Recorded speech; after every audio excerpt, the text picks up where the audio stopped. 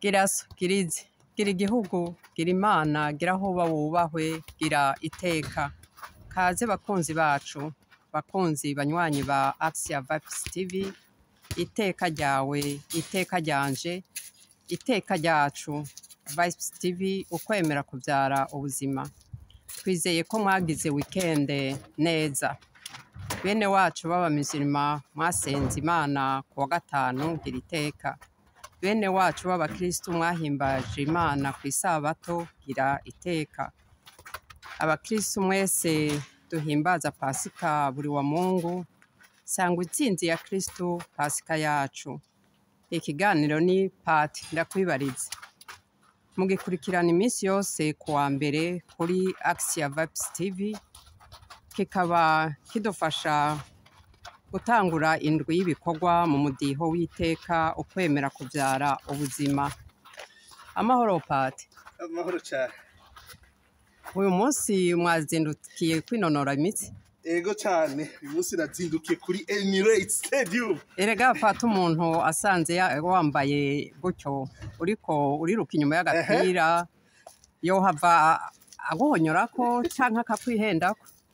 Oh, ibyo bintu rero kiri muri kimwe muri byinshi dushaka kuzuza turaganira ko hano kuri Action Vibes TV. Oh, mumbabarire umutama n'ubusa impemu zari zitanguye kugenda rero ico warumbajije n'ukuri n'ikibazo ciza gose reka mu kukikwishura ndakwibwirire udukuru nka dutatu kandi burya umuganugana kariho urabona nkamwe bw'abarundi n'abarundikazi abantu muri Congo Rwanda ego n'ibihugu byinshi vya Afrika mwaji no muri Swede ni kangahe mwahonyoye ku bantu muri train mukabahonyora ko ku kazi muri ko muranucayi kubera ukuntu bambaye kubera ukuntu basanzwe hanyuma mu nyuma mugasanga n'abashefu bakomeye mugasanga n'abantu bafise ibintu byinshi ako kantu gasigura iki nta kintu gatuma gahindura muri ibyo bintu by'ukuraba gusa inyuma umuntu ukaca wumbura mwatsi iteka ryiwe hari akandi gakuru kandi nako nyene kashitse ngahi iruhande si iruhande ni kure gato mu Bubirigi abantu b'abagabo b'abajura b'abasuma baje biyambitse kororoma bagaca mu mibano y'abakristo bagaheza bagatoratoranya amahera bagatwara mu nyuma bakaza gusanga ntibarabapatiri ntibarabapasitori mugabo kubera nyene abantu twamaze kuja muri uyo mugenzo wo gufatira gusa inyuma ingene tubonye umuntu tukamwaka canke tukamuha iteka turakunda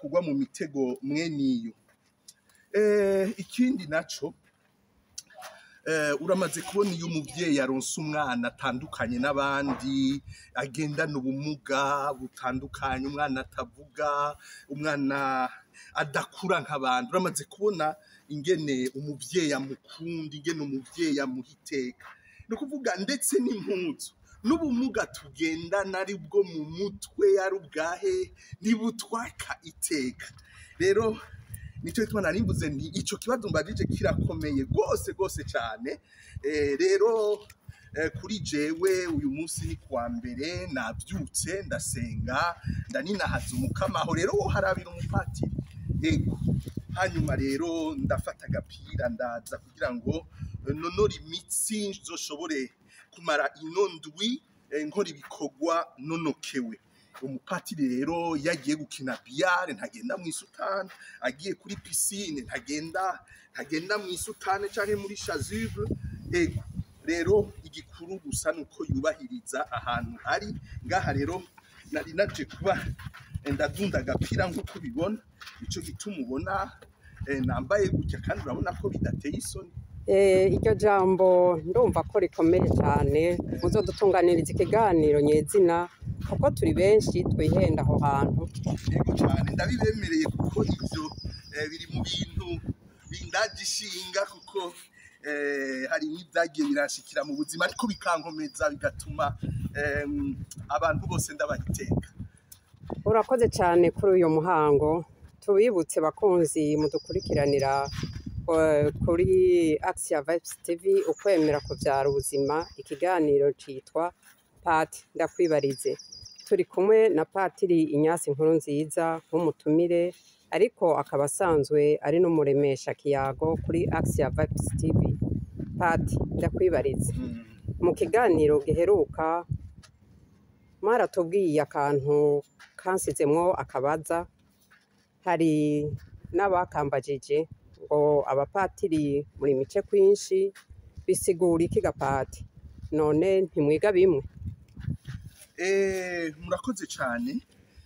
Abapatiri twiga bimwe bidufasha gutohoza umuhamagaro bamwe mu bihugu barimo amashuri mato ayisumbuye hari n'abaza gutohoza umuhamagaro w'abapatiri babanje kwiga yandi mashure maremare vocation nziza umuntu yaramaze gukora yaramaze kwiga yandi mashure arengeye ibyo twita iwacu humanité générale ariko muri rusangi ayo mashure yibanza yisumbuye namwe hanyuma amashuri umaze gusaba gutohoza umuhamagaro ngo bawugutohoze kuko atawiyatira ngo abe umupatiri kuko na Yezu ntiyiyatiye yatiwe na se ugaheza rero ugatangura ukimenyereza muri propedeutique ukaja mu vyigwa vya filozofi ukaja mu vyigwa vya teologia ibyo rero byose ni kumwe gushika ukati ukaba umupatiri gushika ngaho rero ibyo ni ivyigwa bidufasha guhamagarirwa iteka ry'ubupatiri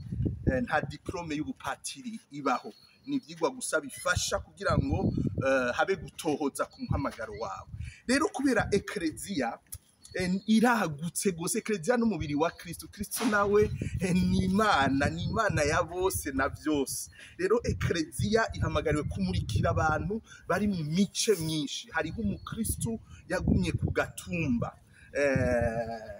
yahagumye yarize yahagumye atize bamwe twita abirimizi mu iteka ryabo hari abandi biza amashuri menshi bakaja mu bisagara abandi bakambuka bakaja mu bihugu vya kure abo bose eklezia hamagariwe kubamurikira no kubagaburira nico gituma rero haca hagira abapatiri bivuye kuco eklezia yipfuza baheza bakarungikwa harabaja kunonosora ibya biologie harabaja kwiga ibya medicine hari abaja kwiga ibya science de communication hari abaja kunonosora ibyo kumenyesha makuru hari abaja kunonosora ibyigwa bihanitse bindi bya ethique politique n'ukuri ahantu hose eklezia ibona ikeneye kumurikira abantu nk'ubu nka jewe nagiye kunonosora ivyerekeye kwemera mu mashengero atandukanye kugira ngo umuntu ashobore gushikana Yezu Kristu muri Yezu Kristu wumva ubuzima gushikana ubuzima mu mice y'abantu batandukanye ufatiye kukungena abantu bemera ari twaba Kristu araba musulman araba abashinwa arabahindi eka arabanyafrika bagumye mu madini y'abasokuru ego umuntu akavyiyumvira ko kugira ngo ashobore kubafasha nico rero ariko ikintu nyamukuru nivyo nahereye umusaserdoti wese ikimwubaka sayo mashuru uja kwigishamwo sayo maradiyo saya mateleviziyo tuzamwo sivyo bihanitse tujamwo ni kaga communauté musangira inkuka y'imisa kaga paroisse kaga sécurisare naho ubu professeur ahanitse gose utagira aho hantu kwisoko urazahuka mu bupatiri bwawe kuko umupatiri agirwa na communauté y'abapatiri ariko cyane na communauté y'abakristu basangira ijambo ry'Imana bagasangira Eucharistia n'ayandi masakramenti. Urakoze cyane ngira abariko baratohoza uyo muhamagaro baragize umuco gatoya. Ego urakoze cyane Pati. Muri commentaire hariho umunywanyi yitwa Akimana Nike yabajije ati kubera iki baganduka ku basaserdoti mu gihe tuzi ko baba barengutse ibukama arabasore abasore nabo iyo babagandutse ko babagira ko imanza zose hari ico mwoba mubizi ko gapati?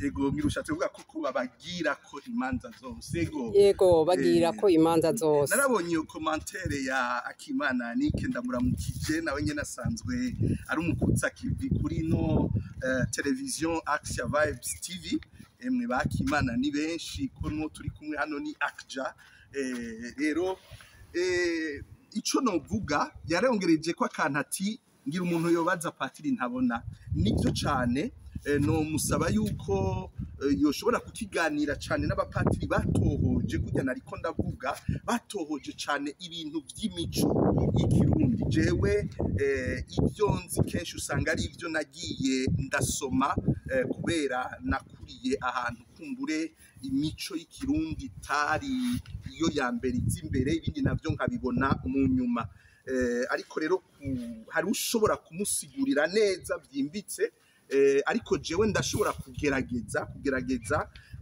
ico maze kubona nuko iyo umupatiri y'abapatiri batigwa mu majambo akurikira baravuga bati babwira abavyeyi babibarutse kubw'amaraso ati mubaye ba mwana nekrezia mubaye ba mwana n'umwepiskopi n'abafasha biwe bahejeje gukwatira abana banyu mu busaserdoti nuvuga aba bana bubatse nekrezia nta rundi rugo bagiye kubaka n'urugo rw'ekrezia rero n'urugo by'ukuri urumva rero ko umupatiri gihe yatigwa abagiye mu Burundi abagiye kubaka yashengeye rero ntabashengeye akiri umusore ngaho wenyene aba yarubatse agatanga amasakramentu muri ayo masakramentu rero kuba vyemera kuko kubatavyemera bashobora kubisigura ukundi mbere bakabifata nk'ubujuju canke nyene bakanabituka ariko ivyo nivyo dushaka ko twoza turagabanya kuri Axia Vibes TV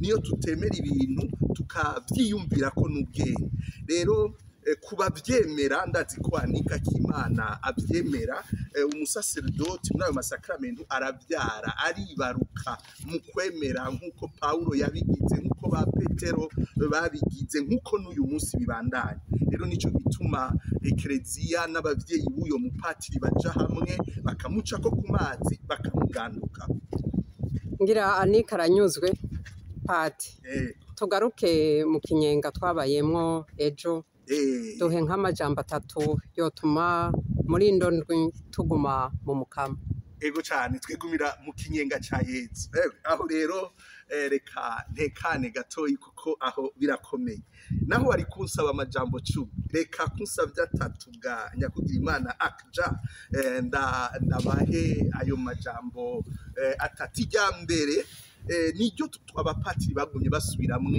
ejo ati jewe ndumuzabibo ari Yezu Kristo abivuga ati namwe muri amashami ishami rigumye kuri jewe niryo ryama vyinshi rero kuguma mu mukama naho bica mu gisabisho ico twita isengesho naryo Yezu aritubwira mu buryo bubiri hariho isengesho umuntu agira wenyene mu cumba cyangwa ukaja ku gasozi hejuru ugasenga wenyene ukagira agapererinaje wenyene ariko kandi akatubwira ati aho babiri canke batatu bakoraniye mba ndi hagati yabo ni magiriranire rero umuntu asenga wenyene kugira gume mu mukama kandi kugira ngo isengesho ryawe nirigutume wibaza ko ufise akamana ka wewe wenyene kitaho wewe wenyene ugasengana n'abandi muri ekrezia ivyo rero bitegerezwa kugumana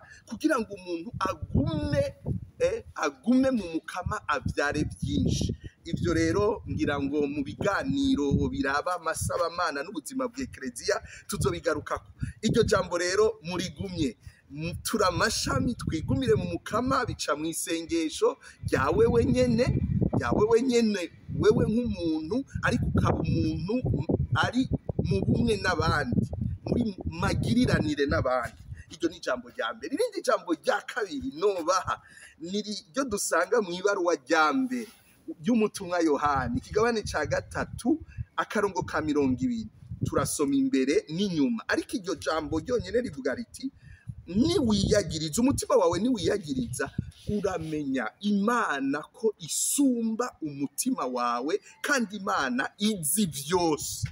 Bisigura iki? Mu buzima bwacu hari ibintu byinshi bishobora kudutuma twiyagiriza, bishobora kudutuma twiyanka, bishobora kudutuma twumva yuko n'aya mateka twagiyemo. Reka mfate akarorero, iteka ry'ubusaserdoti. Urabona igihe twatigwa, jewe nk'igihe natigwa mu 2003 cari kinyenga, abantu baryohewe bakoma amashi baririmba kuri monsiyo. Ariko muri iyi myaka harabaye inshuro nyinshi aho shika nk'abajenyene nkaburi yomva niyonja nkavuga nti mbega vraiment ibi bintu bisigura iki? Jewe nkiyanka nkumva yuko abantu batantegereye badategereye ijambo ndiko ndabashikiriza, ukumva yuko ataco urimwo. Iyo rero ugumye wewe nyene wiraba ugacika esheke yawe, uheza wiyahuye cyangwa ukabivamo ugaheza nabi.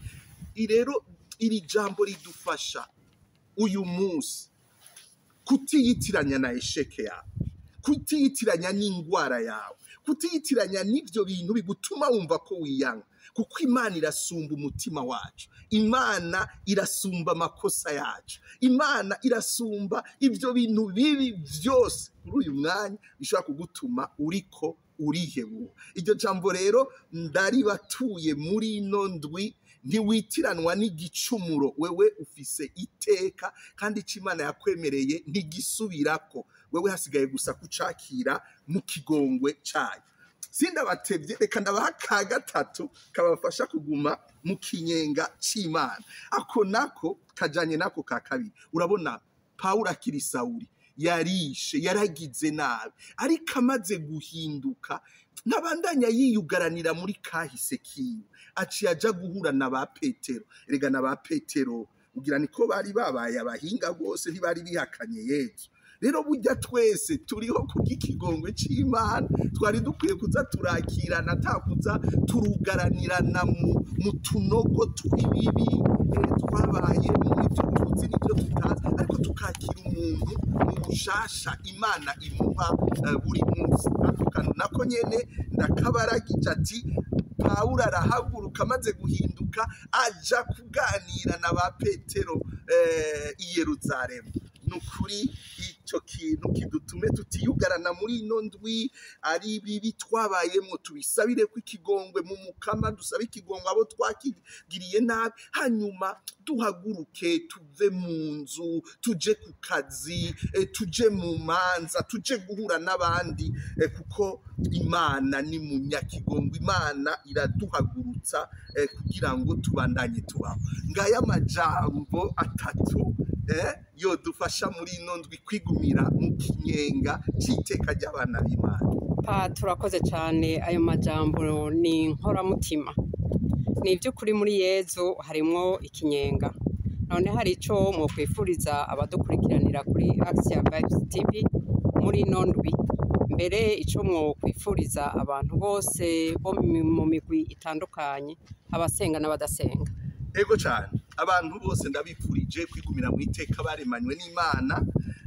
Hanyuma nabonye yuko Papa yari yagiye kugendera igisagara ca Venezia, Venise mu Butaliyano, arabonana n'abantu bari mu gasho, abapfasoni bapfunzwe.